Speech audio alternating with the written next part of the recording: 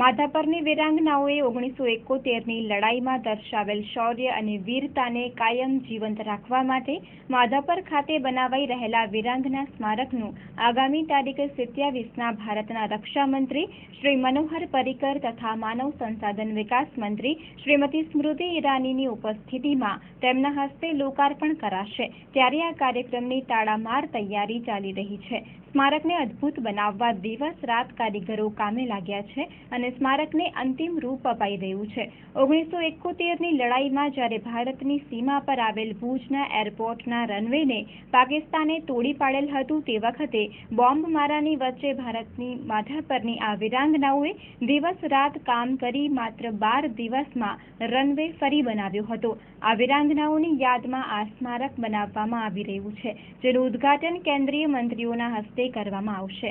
આ પ્રસંગે યોજાનાર કાર્યક્રમોની વિગતો આપતા જિલ્લા પંચાયતના સદસ્ય તથા માધાપરના અગ્રણી શ્રી જયંતભાઈ માધાપરિયાએ ચંચળ ન્યૂઝ સાથે વાત કરી હતી। 27 તારીખના આ વીરાંગના સ્મારકના લોકાર્પણ પ્રસંગે કેન્દ્રના રક્ષામંત્રી માનનીય મનોહર પર્રિકરજી, તેમની સાથે કેન્દ્રીય માનવ સંસાધન મંત્રી સ્મૃતિ ઈરાની, મોહનભાઈ કુંડારિયા, સાથે સાથે સ્થાનિકના માન્ય વિનોદભાઈ, નીમાબેન, શંકરભાઈ, પંકજભાઈ, ત્રિકમભાઈ, બધા લોકો આ કાર્યક્રમમાં પધારવાના છે અને આ કાર્યક્રમ ભવ્ય રીતે થાય તેવી માધાપરમાં જોરદાર તૈયારી ચાલી રહી છે અને આ કાર્યક્રમ સમગ્ર ગુજરાત અને કચ્છને અને દેશને ગૌરવ અપાવે તેવો કરવાનું અમારું આયોજન છે। અને આ સ્મારક પણ જે ભાવના છે, ભલે સર્કલ છે, નાનું છે, પણ એક રાષ્ટ્ર ભાવનાને ઉત્સાહ વધારે તેવી જ્યાં બનાવ છે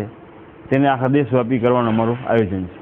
શું પ્રોગ્રામ છે? સવારે શું છે, બપોરે શું છે, આખા દિવસનો પ્રોગ્રામ છે? આખા દિવસમાં સેના દ્વારા શસ્ત્ર પ્રદર્શન કરવામાં આવશે સવારે, સાથે સાથે બેન્ડનું પણ થશે અને 4 વાગે આનું લોકાર્પણ કરવામાં આવશે અને ત્યારબાદ મંચસ્થ થઈને આ લોકો પ્રજાને સંબોધન કરશે, પર્રિકરજી, ઈરાનીજી, બધા લોકો, અને તેમનું અમારા દ્વારા તેમનું ભવ્ય સન્માન કરવામાં આવશે। અન્ય સર્વ કચ્છવાસીઓને મારી તો ગામ માધાપર ગામ સાથે ભુજ અને સમગ્ર કચ્છવાસીને અપીલ છે કે આ કચ્છ માટે ગૌરવ પ્રસંગ છે અને તેમાં સૌએ સહભાગી થવું જોઈએ અને આવનારી પેઢીને આ સ્મારક અને આ પ્રસંગ પ્રેરણારૂપ બનશે અને આપણે નવી પેઢી એને યાદ કરશે અને નવી પેઢી આમાંથી કંઈક શીખશે। આ સ્મારકમાં અદલો અદલ ભુજના 1971ના એરપોર્ટના રનવેને દર્શાવાયું છે, જેના પર કામ કરી રહેલી 6 મહિલાઓ અને 2 પુરુષોના કાંસાના પૂતળા મુકાયા છે। એરપોર્ટ બન્યા બાદ જે પ્લેને ભુજના એરપોર્ટ પરથી પહેલી ઉડાન ભરી હતી તેના પ્રતીક પણ તૈયાર થઈ રહ્યા છે અને આ પ્લેન તથા જામનગરથી ઉભરેલા ભારતીય એરફોર્સના એક અન્ય પ્લેનને પાકિસ્તાની સેનાના એક પ્લેનને ઘેરી તેને ભારતમાં ઉતરવા માટે મજબૂર કરી દીધું હતું। તેવા જ ભારતના એરફોર્સના 2 પ્લેન અને પાકિસ્તાનના એક પ્લેનની પ્રતિકૃતિ પણ તૈયાર કરવામાં આવી રહી છે, જેને આ વીરાંગના સ્મારક ખાતે મૂકવામાં આવશે અને તેનું લોકાર્પણ કરવામાં આવશે। 1971ની સાલમાં માધાપરની વીરાંગનાઓએ દર્શાવેલ શૌર્ય અને તે વખતના ઇતિહાસને વર્ણવતા માધાપર નવાવાસ ગ્રામ પંચાયતના સરપંચ શ્રી અરજણભાઈએ ચંચળ ન્યૂઝ સાથે વાત કરી હતી। આ 71ના યુદ્ધની માધાપરની જે વીરાંગનાએ કામ કર્યું હતું એને આવનાર પેઢી વીરાંગનાઓ તરીકે અને ગૌરવભેર યાદ કરે એ ઉદ્દેશથી આ માધાપરની સ્થાપના કરવામાં આવી રહી છે।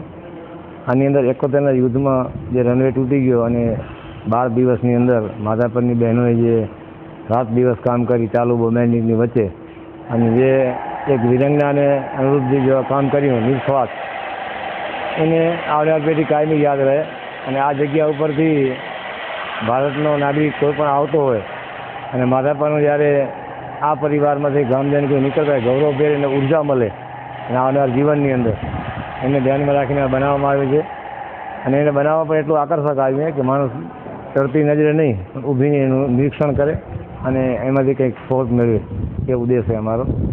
આની અંદર જે રનવે ઉપર બહેનોએ કામ કર્યું હતું એના પ્રતિક રૂપે 5 મહિલા અને 6 મહિલા અને 2 પુરુષ કારીગર તરીકે કામ કરતા એવું દર્શાવવામાં આવ્યું છે અને આ રનવે તૈયાર થઈ ગયો પછી ભારતના યુદ્ધની અંદર જે ઘટના સાચી ઘટના બની કે રનવે તૈયાર થઈ ગયા પછી એરફોર્સનું એક પ્લેનને ટેકઓફ કરવામાં આવ્યું અને પાકિસ્તાન જે બોમ્બાઇટ કરવા આવ્યું હતું એ પ્લેનને હાઈજેક કરી મજબૂર કરી માળિયા સુધી લઈ ગયા. જામનગરથી બીજું પ્લેન આવી, 2 પ્લેન સાથે મળી અને આ પ્લેનને જામનગર રનવે ઉપર ઉતારવામાં આવ્યું.